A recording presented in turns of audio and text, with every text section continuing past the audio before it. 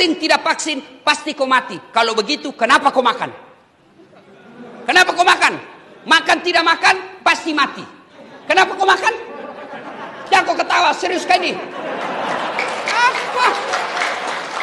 Kalau ada orang bilang, vaksin tidak vaksin, pasti mati. Jangan kau juga makan. Makan tidak makan, pasti kau mati. Kalau begitu, kenapa saya vaksin? Bukan karena saya takut mati, tapi saya vaksin sebagai ikhtiar saya agar saya tidak tertular COVID. Dan yang kedua yang paling penting, agar saya tidak menyakiti orang lain dan agar saya tidak melunarkan penyakit kepada orang lain.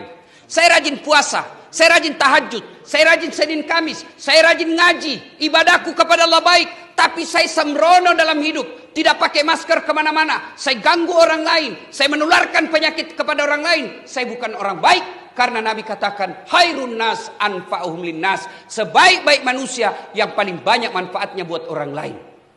Maka nanti kalau sudah ada program vaksin di lapas ini, vaksin kita.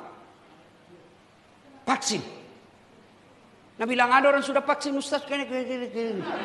Hoax itu bos, hoax. Hati-hati kok di medsos.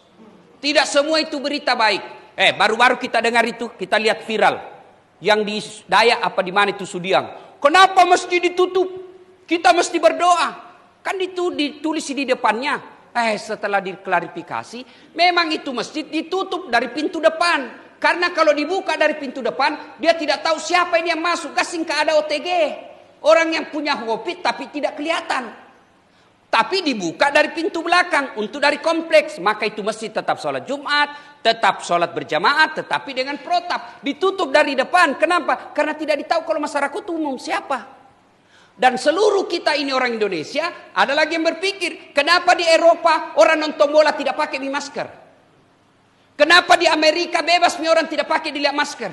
Begini bos, mereka Amerika dan Eropa sudah terbentuk yang namanya herd community. Apa itu artinya? Kekebalan bersama. Kenapa dia kekebalan bersama? Karena 80% masyarakatnya sudah vaksin.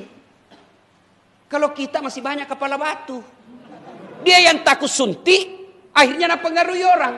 Sebenarnya banyak orang tidak mau vaksin bukan karena tidak percaya vaksin, karena takut dari suntik. Maka mempengaruhi orang. Kalau kau tidak mau vaksin, kau tidak percaya COVID, boleh, itu hakmu, dilindungi undang-undang. Tapi jangan kau keluar rumahmu. Karena kalau kau keluar dari rumahmu, kau berhubungan dengan hukum orang lain.